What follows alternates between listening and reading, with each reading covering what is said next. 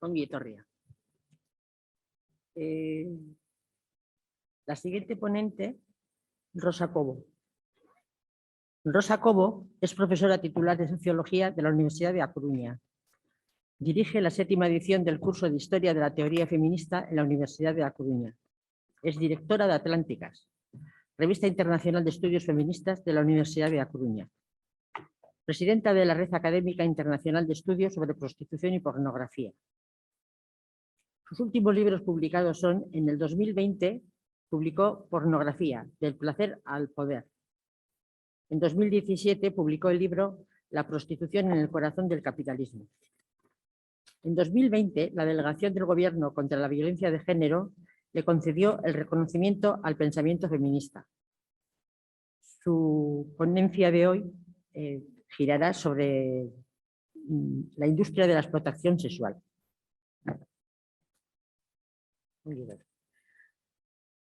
Buenos días. Buenos días a todos y a todas. En primer lugar, muchísimas gracias, Andereak, por haberme invitado a participar en estas jornadas tan importantes que son las jornadas abolicionistas en cualquier lugar del Estado español. Particularmente importantes es que tengan lugar en Euskadi, donde quizá la voz abolicionista es más débil que en otros lugares del Estado. Gracias también a Médicos Mundi y al Ayuntamiento me imagino que por financiar estas jornadas, y muchas gracias a todas y a todos quienes estáis aquí. Yo me voy a enganchar a una idea que ha puesto sobre la mesa Arantxa, y es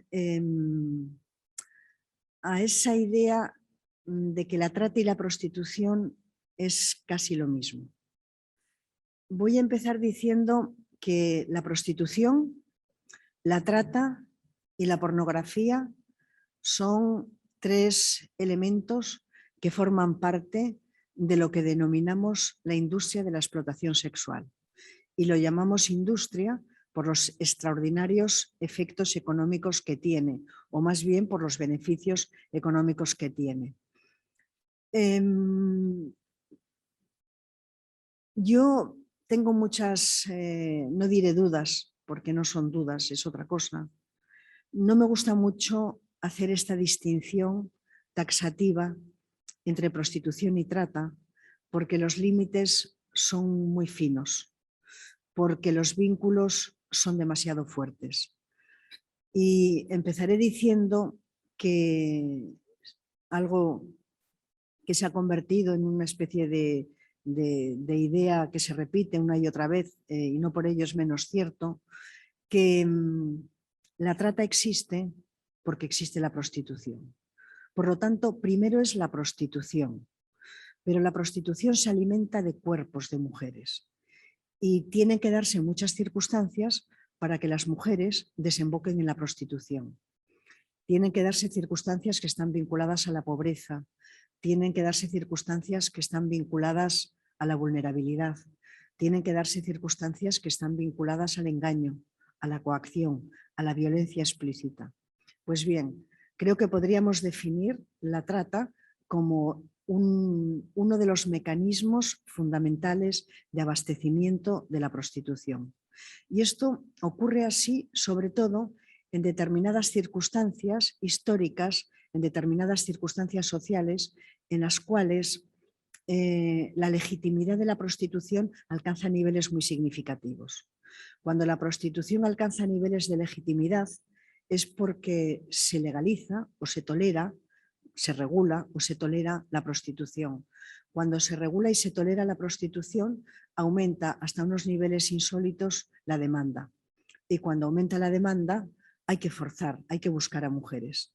Y hay veces que las mujeres, muchas veces, casi siempre, las mujeres no quieren desembocar en la prostitución. Quieren trabajar en otros trabajos que probablemente por sus condiciones son trabajos descualificados, pero desde luego no quieren desembocar en la prostitución. La trata entra precisamente para establecer mecanismos de engaño, de coacción y de violencia y traer a mujeres, casi siempre de países con altísimas tasas de pobreza, a otras zonas próximas o a países europeos o de América del Norte o, en fin, a países que Sousa Santos denomina como países centrales. Solamente a este respecto, dos cuestiones. Yo he estado trabajando durante varios años sobre prostitución. Nunca pensé que la prostitución se iba a convertir para mí en un objeto de estudio tan importante como después ha sido, pero tampoco nunca pensé que la prostitución iba a tener una relevancia tan fundamental a la hora de poder explicar esto que las feministas hemos conceptualizado como patriarcado. Yo durante muchísimos años pensé que la prostitución era una cuestión más bien lateral, ¿no? Que no tenía una significación ni teórica, ni política, ni social significativa, hasta que me puse a trabajar sobre prostitución. Cuando me puse a trabajar sobre prostitución comprendí que es un mecanismo fundamental de reproducción de la feminidad normativa, comprendí que es un mecanismo fundamental para dividir a las mujeres entre las mujeres que son decentes y las que no lo son, entre las que son buenas y las que no lo son, comprendí que la prostitución era por supuesto un espejo en el que debemos de mirarnos todas las mujeres según tengamos que ir a un lugar o a otro, por supuesto que es un mecanismo fundamental para que haya mujeres permanentemente disponibles para que los varones puedan acceder sexualmente a sus cuerpos. Esto lo explica muy bien Carol Pateman en El contrato sexual. Es decir, comprendí que la prostitución es una institución fundamental a efectos de la reproducción del sistema patriarcal. Pero han ocurrido cosas. Esto ha sido históricamente así hasta que hay un momento en el que aparece esto que denominamos capitalismo neoliberal y aparecen las primeras políticas económicas neoliberales. En ese momento la prostitución va a sufrir un cambio y va a sufrir un cambio porque se va a convertir en una economía ilegal, en una economía criminal fundamental para la globalización del capitalismo neoliberal. Para que el capitalismo tenga el éxito que está teniendo se requieren dos condiciones. La primera es su globalización, que todas las economías de todos los países se necesiten unas a las otras, que sean interdependientes. Y la segunda cuestión que es fundamental es que se cree sólidamente articulada una cultura de la mercantilización. Si esto no fuese así, no aceptaríamos que se mercantilizase, que se privatizase sectores de la educación, sectores de la sanidad, el sistema de pensiones, ¿no? Que está dejando de ser en muy buena medida público para convertirse en privado. Creo que el test de cuán lejos puede llegar el capitalismo neoliberal a la hora de construir un mercado que no tenga límites son los cuerpos de las mujeres. De modo que la prostitución no solamente es una estrategia de desarrollo para muchos países, no es solamente un instrumento fundamental de globalización para la economía neoliberal, sino que también tiene solidísimos efectos simbólicos en términos de legitimación del capitalismo neoliberal. Solamente diré, Arantxa hizo alguna mención, solamente diré que la prostitución ha alcanzado niveles altos de legitimación, aunque creo que esos niveles en una sociedad como la nuestra están bajando. Lo han podido hacer porque a partir de los años 60 y 70 se ha ido constituyendo una ideología que se ha convertido en enormemente hegemónica, que es la ideología de la libertad sexual. Eso que Bye-Joe denomina, explica que hemos entrado en una época de abundancia sexual. La prostitución, la pornografía, esto que denominamos trata, que es solamente una modalidad con violencia y con engaño de prostitución, es posible porque ha habido un sector de la izquierda, un sector significativo de la izquierda que ha comprado la idea de la libertad sexual. Y dentro de esta idea de la libertad sexual, inexplicablemente, o no, igual es explicable, ha metido la prostitución, ha metido la pornografía, ha metido OnlyFans, ha metido todos los procesos que han llegado a mercantilizarse de hipersexualización de lo femenino. Bueno, pues yo lo que quería explicar es que la legitimidad de la prostitución está estrechamente vinculada a este hecho. Está vinculada a la legitimidad cada vez mayor que tiene esta idea de libertad sexual que, por supuesto, las feministas no compartimos, porque las feministas no pensamos que la libertad sexual es que las mujeres estemos en diversas instituciones y a través de diversas prácticas sexualmente disponibles para los varones. Lo increíble es que las estructuras culturales han acogido, le han dado un lugar de preferencia a esta idea de libertad sexual, y al darle ese lugar de preferencia, al darle ese lugar tan bien articulado, tan legítimo, han puesto las bases para que la gente entienda que la prostitución en realidad es el resultado de un pacto absolutamente libre que firman dos partes que son, por otra parte, radicalmente desiguales, quien tiene dinero y quien tiene necesidad de tener dinero, pero a cambio tiene un cuerpo. A mí lo que más me interesaba explicar es cómo ha cambiado la prostitución, cómo la prostitución se ha convertido en una industria internacional, es decir, cómo ha podido operar esto y cómo sobre esta operación ha surgido y se ha desarrollado esto que denominamos trata. Yo tengo que deciros que me siento muy disgustada con el término de trata por una razón. Ahora resulta, bueno, no es ahora, fue también con el gobierno anterior, que se quiere hacer una ley de la trata. Me preocupa muchísimo que algo que ya de por sí es delito, quieran hacer una ley que en realidad se va a convertir probablemente en una ley que va a durar varios años y que va a tapar completamente la posibilidad de que se haga una ley que esté orientada a abolir el sistema prostitucional. La distinción analítica y política tan clara y tan precisa de la prostitución y de la trata es una idea interesada. No responde a la realidad. La trata y la prostitución no están separadas, son lo mismo, están profundamente entremezcladas. Luego tenemos que aplicar lo que diría Celia Amorós, la hermenéutica de la sospecha, para saber cuál es el motivo por el cual se habla por una parte de la trata y por otra parte de la prostitución. Entonces, me preocupa la ley que van a hacer. Creo que es una ley que va a cerrar la puerta a una ley de abolición de la prostitución.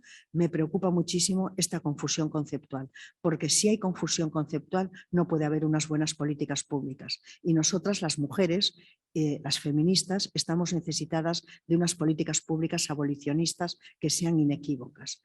Pero yo quería contar cómo ha cambiado la prostitución y cómo ha adquirido un espacio interesado y al mismo tiempo real esto que denominamos trata. Mirad, a partir de los años 70 aparece esto que llamamos capitalismo neoliberal, va a aparecer en Chile, Pinochet va a ser, digamos, el que va a abrir con su golpe de Estado, Chile se va a convertir en el laboratorio de las primeras políticas económicas neoliberales.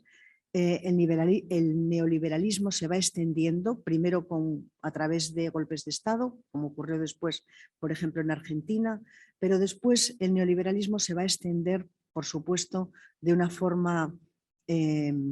los estados, vamos a decirlo así, los estados se van a entregar al capitalismo neoliberal.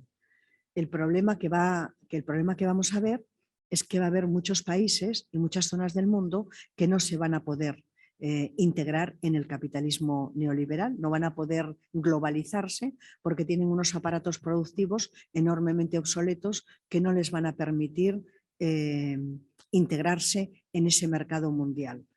Es en ese momento cuando aparecen las economías ilegales, las economías ilícitas. Este ministro que tenemos de universidades, que no es tan buen ministro como teórico, a mi juicio, lo llama economía criminal. Efectivamente, las economías ilícitas son economías criminales. Bueno, lo que va a ocurrir es que aquellos países que tienen unos aparatos productivos que están expulsando a la gente o que tienen aparatos productivos que no pueden admitir a ningún trabajador o trabajadora, van a ver la posibilidad de algún tipo de economía ilegal que les sirva para engancharse en la economía global. Voy a poner algún ejemplo. ¿Cuáles son las economías ilegales? Bueno, la primera en términos de beneficios, por supuesto, es la venta ilegal de armamentos. Es una industria que crece y está estrechamente vinculada a cómo se fomentan, se promueven las guerras, cómo se arman a terroristas o a grupos terroristas, etc. Otra, la segunda, entre la segunda y la tercera está la industria de la explotación sexual. Hay países, por ejemplo Rumanía, por ejemplo Colombia, por ejemplo Guatemala, por ejemplo todo Centroamérica, por ejemplo México, por ejemplo Brasil, por ejemplo Cuba, que, por ejemplo Nigeria, por ejemplo Camboya, por ejemplo Tailandia, por ejemplo Birmania. Estos países van a elegir la industria de la explotación sexual, van a elegir la prostitución de formas diversas como una estrategia de desarrollo. Una estrategia de desarrollo que va a ser apoyada por el Banco Mundial y por el Fondo Monetario Internacional.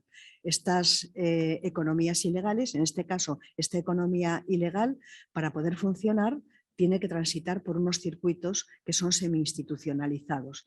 Esto lo explica muy bien Saskia Sassen.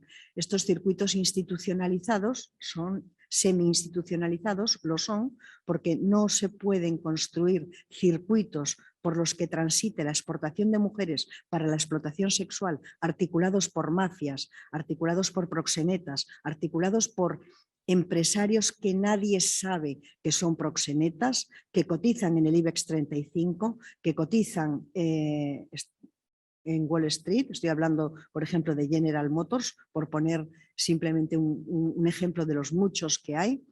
Estos circuitos semi-institucionalizados lo son porque no se pueden construir si no es con la complicidad del Estado. Si sectores del ejército, si sectores de la policía, si las élites económicas, si las élites políticas, si un sector de la justicia declara la guerra a estos circuitos semi-institucionalizados, serían mucho más débiles de los que son y en algunos países ni siquiera se podrían crear. Bueno, pues por estos circuitos semi-institucionalizados son exportadas las mujeres para la explotación sexual. Muchas de esas mujeres que son exportadas, vamos a decirlo de otra manera, son exportadas porque son una mercancía para quienes se alimentan y para quienes obtienen beneficios de esta industria, pero no son solamente exportadas, también son expulsadas. Son expulsadas de sus sociedades, son expulsadas de sus entornos, son expulsadas de sus familias, son expulsadas de sus expectativas de vida, porque todas, cuando quieren llegar a España, cuando quieren llegar a Francia quieren llegar menos, cuando quieren llegar a Holanda, cuando quieren llegar a Alemania, tienen expectativas distintas, que son las de construirse una vida normal, donde puedan vivir con sus familias y tener un trabajo que les permita sencillamente poder vivir con un mínimo de dignidad. Estos circuitos semi-institucionalizados, estas economías ilegales, es importantísimo señalar que no surgen de una forma espontánea, sino que surgen de una forma perfectamente diseñada. Están diseñadas por las élites económicas y por las élites políticas de esos países que no se pueden integrar en la economía global y están perfectamente diseñadas porque esas mujeres que son expulsadas, esas mujeres que son exportadas a países que tienen tasas de bienestar más altas, van a enviar remesas de dinero al país de origen y esas remesas de dinero se van a convertir en un auténtico balón de oxígeno para esos países, van a estimular el consumo y van a hacer posible, desde luego, y lo primero de todo, que esas élites económicas no quiebren, que no quiebren muchas empresas, que no pierdan patrimonio personal partes de esas élites.